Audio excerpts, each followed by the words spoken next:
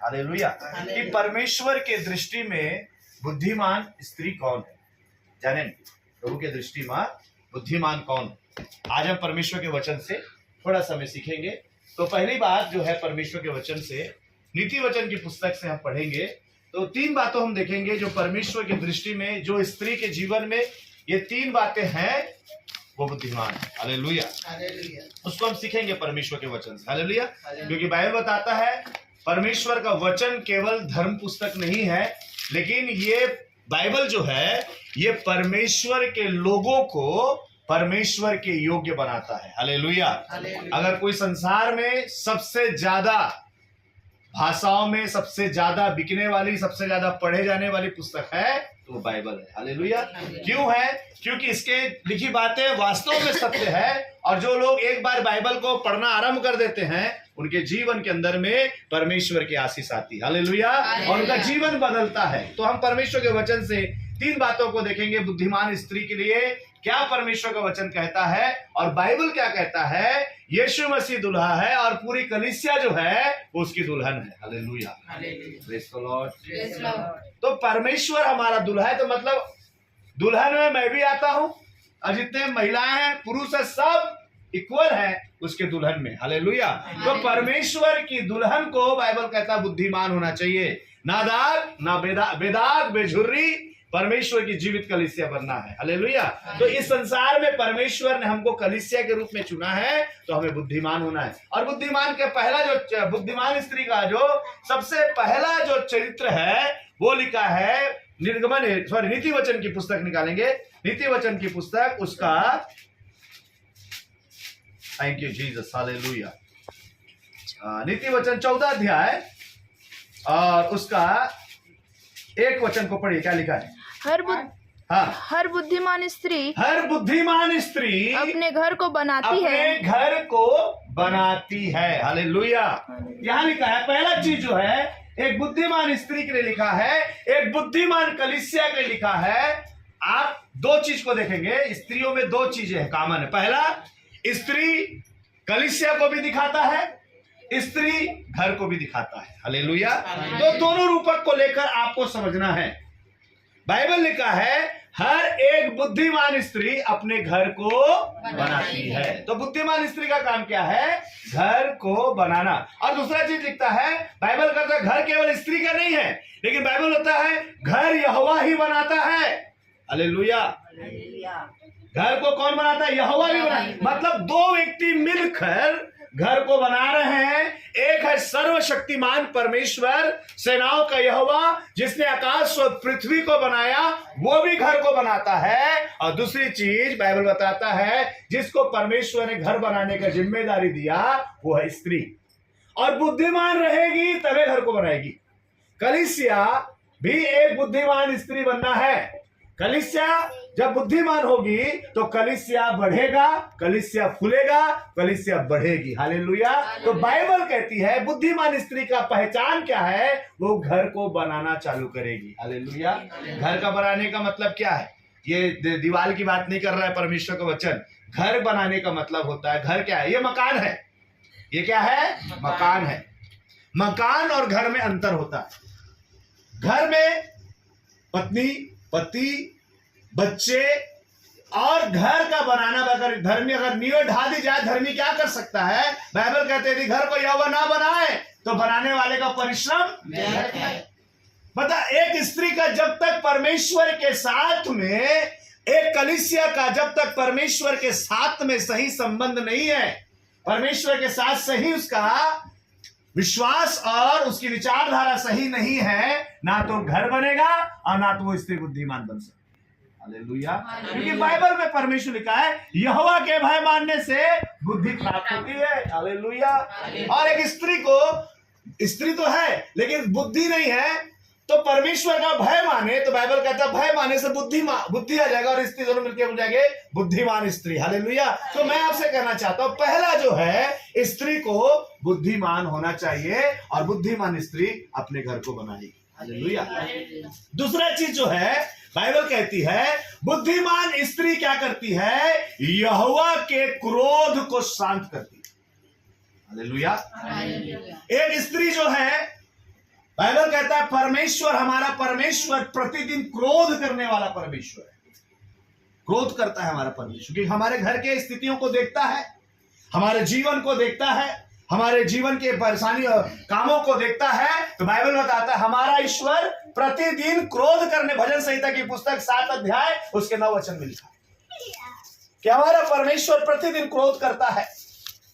क्षण भर में लिखा है वो क्रोध करता है, लेकिन प्रभु का वचन कहता है एक बुद्धिमान स्त्री हमेशा परमेश्वर के क्रोध को शांत करती है। कहां मिलेगा ये वचन? तो परमेश्वर के वचन में लिखा है, सामुएल की पुस्तक पढ़ेंगे, सामुएल की पुस्तक उसका पहला सामुएल की पुस्तक उसका 26वां अध्याय,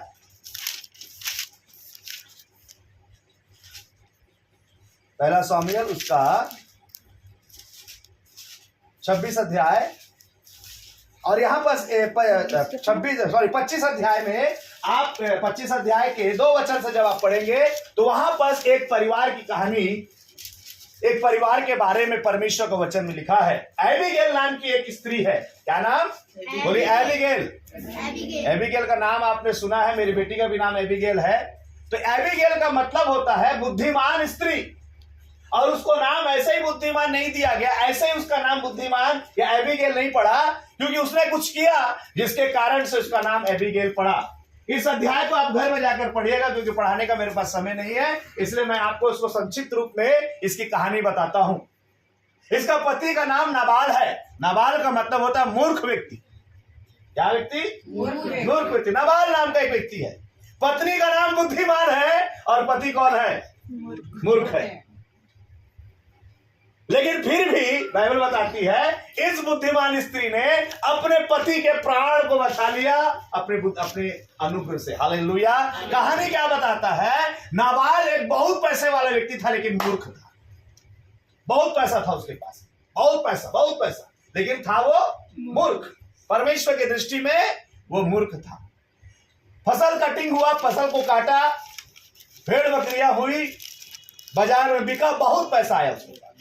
खास करके फसल के समय में उसने कटनी काटा और फसल बहुत पैसा कमाया, बहुत फसल हुआ उसके पास में। तो दाऊद उस समय जंगल में भटक रहा था। दाऊद जो है वो जंगल में साउल के डर से भटक रहा था और कुछ लोग उसके साथ में थे जंगल में। तो जंगल में जब ये नाबाल नाम का व्यक्ति के चरवाहे अपने भेड़ बकरियों को लेकर जंगल में चरा रहे थे, उस समय में दाऊद जो है इस नाबाल के भेड़ बकरियों की क्या किया? रक्षा किया। जंगल में कोई भी उनको नुकसान नहीं पहुंचाने देता था, क्योंकि दाऊद उनकी रक्षा करता था। जब फसल कटा, जब भेड़ बकरियों को ऊन कतरने का समय आया, तो दाऊद ने नाबाल के घर में एक व्यक्ति को भेजा, जा और उससे हमारे लिए कुछ आशीष लेकर आना, क्योंकि हमने उसकी रक्षा किया, हमने उसकी अगुवाई किया, उनकी भेड़ बकरियों को संभाला। नाबाल ने क्या किया? उन व्यक्तियों का अपमान किया, उनको भगा दिया, उनको उल्टा सीधा बोला, दाऊद को भगोड़ा बोला और बहुत कुछ बोला नाबाल ने। जब दाऊद को यह बात मालूम चला, जब उसके जनों ने आकर दाऊद को बताया, इसको पढ़िए घर में, कहानी मैं आपको बता रहा हूं। तो दाऊद को जब ये बात मालूम चला तो दाऊद क्रोध में आ गया, गुस्सा में भर गया, बोला मैं आज की रात नाबाल को खत्म कर दूंगा, क्योंकि मैंने उसके साथ भलाई किया, मैंने उसके साथ उसके भेड़ बकरियों की रक्षा किया। मैंने जब जंगल में उसके भेड़ बकरी चरते थे, एक भी भेड़ बकरी ना घूमी है, ना जानवरों ने उसे खाया है, मैंने उनकी रक्षा किया। लेकिन जब नाबाल को भलाई के बदला देने का समय आया, तो नाबाल ने मेरे साथ बुराई किया है। ऐसा करके दाऊद बड़ा क्रोधी हो गया, क्रोध से भर गया, और दाऊद जो है नाबाल को मारने के लिए अपने सेना के साथ आ रहा है। अब ये बात उसकी पत्नी को मालूम चल गया कि नाबाल ने दाऊद के साथ गलत व्यवहार किया, गलत बोल दिया, दाऊद गुस्सा हो गया है और दाऊद मारने आ रहा है। बुद्धिमान स्त्री क्या करती है? देखिए, क्रोध को शांत करती है। बुद्धिमान स्त्री घर को बनाती है, ध्यान रखना। दूसरा बात, बुद्धिमान स्त्री क्रोध को भड़काएगी नहीं, मूर्ख स्त्री क्रोध को भड़काते हैं। देखना घर में लड़ाई होता है, आदमी गुस्सा में तो भड़क जाते, तेल डाल देते हैं। बुद्धिमान स्त्री क्रोध को शांत करती है। हालेलुया। जब दाऊद क्रोध में तमतमाते हुए आ रहा था कि आज नाबाल फुल नशा में फसल हुआ था, आनंद करके फुल नशा में दारू पिया था, दारू पी के मतवार था, बस मतवाला होकर बैठा था। और एबीगेल को मालूम चला कि अगर कि दाऊद आ रहा है मेरे घर को मारने के लिए, नाबाल को मारने के लिए, तो बाइबल कहती है, आगे पढ़िएगा, तुरंत एबीगेल ने रोटियां बनाई, सब्जी बनाया और किशमिश और बहुत सारे चीजों को जल्दी से तैयार किया और अपने उस नौकर से कहा जो खबर देने के लिए आया था कि आ रहा है दाऊद मारने के लिए, तुरंत सारी चीजों को लाद कर उसके मार्ग में दौड़ गए। हालेलुया। दाऊद से भेंट किया। मैं आपको पढ़िएगा, घर में बहुत अच्छी कहानी है, सच्ची घटना है, बहुत अच्छा समझ आता है उससे। दाऊद के पैरों में गिरकर नाबाल के लिए क्या मांगा? क्षमा। बोला उसका नाम जैसे है वैसा हो व्यक्ति भी है। बुद्धिमान स्त्री क्रोध को शांत करती है। परमेश्वर के भड़के हुए क्रोध को एक बुद्धिमान स्त्री शांत करती है। और कैसे शांत करी? उसने दाऊद के लिए अच्छा व्यंजन तैयार किया। व्यंजन का मतलब खाने को, हमारे परमेश्वर का भोजन आराधना और स्तुति है। हालेलुया। एक बुद्धिमान स्त्री को आराधना करने वाली होना चाहिए, एक बुद्धिमान स्त्री को परिश्रम करने वाली होना चाहिए, एक बुद्धिमान स्त्री को अपने परिवार की चिंता करने वाली होना चाहिए। और दाऊद के लिए जब उसने तैयार किया, दाऊद ने उसके भेंट को एक्सेप्ट किया और बोला यदि तू आज नहीं आती तो नाबाल अपने जान से जाता। हालेलुया। मैं हर एक स्त्री से कहना चाहता हूं, आपके ही प्रार्थना के कारण से आपका परिवार बचा हुआ है, आपके प्रार्थना के कारण से ही आपका पति बचा हुआ है, आपके प्रार्थना के कारण से ही आपके बच्चे बचे हुए हैं। इसीलिए पर बुद्धिमान बनिए। परमेश्वर के दृष्टि में परमेश्वर प्रतिदिन क्रोध करने वाला, उसके क्रोध को शांत करिए, उसके पास बैठकर प्रार्थना करिए, उसके पास बैठकर आराधना करिए। हालेलुया। एक बुद्धिमान स्त्री घर को बनाती है, एक बुद्धिमान स्त्री यहोवा के क्रोध को शांत करती है। हालेलुया। तीसरी बात पढ़कर हम खत्म करेंगे। नीति वचन की पुस्तक, शायद इसको आपने कई बार पढ़ा है, मैं चाहता हूं एक बार और आप इसे ऊपर में अपना नजर को डालें और अपना ध्यान लगाएं। परमेश्वर आपसे कुछ बातें को कहेगा और इसको मैं प्रचार नहीं करूंगा, मैं चाहूंगा कि आप सब, मैं पढ़ूं तो आप सब ध्यान से सुने। निर्गमन की नीति वचन की पुस्तक, उसका 31 अध्याय, और उसको हम पढ़ेंगे 10 वचन से हम पढ़ेंगे। 10 वचन से कुछ बातों को हम पढ़ेंगे जो यहाँ पर लिखा है आदर्श पत्नी। यहाँ लिखा है, शीर्षक लिखा है आदर्श पत्नी। एक बुद्धिमान स्त्री, ये बाइबल में क्या लिखा उसके विषय में लिखता है, देखिए, भली पत्नी कौन पा सकता है, क्योंकि उसका मूल्य मूंगे से भी बहुत अधिक है। उसके पति के मन में उसके प्रति विश्वास है, उसे लाभ की घटी नहीं होती। वो अपने जीवन भर सारे दिन में उसे बुरा नहीं परंतु अच्छा ही व्यवहार करती है। एक अच्छी पत्नी, एक बुद्धिमान स्त्री का संबंध उसके पति के साथ अच्छा है। हालेलुया। ध्यान रखिए क्या क्या लिखता है, देखिए, है ना। वह ऊन और सन ढूंढ ढूंढ कर अपने हाथ की प्रसन्नता से काम करती है।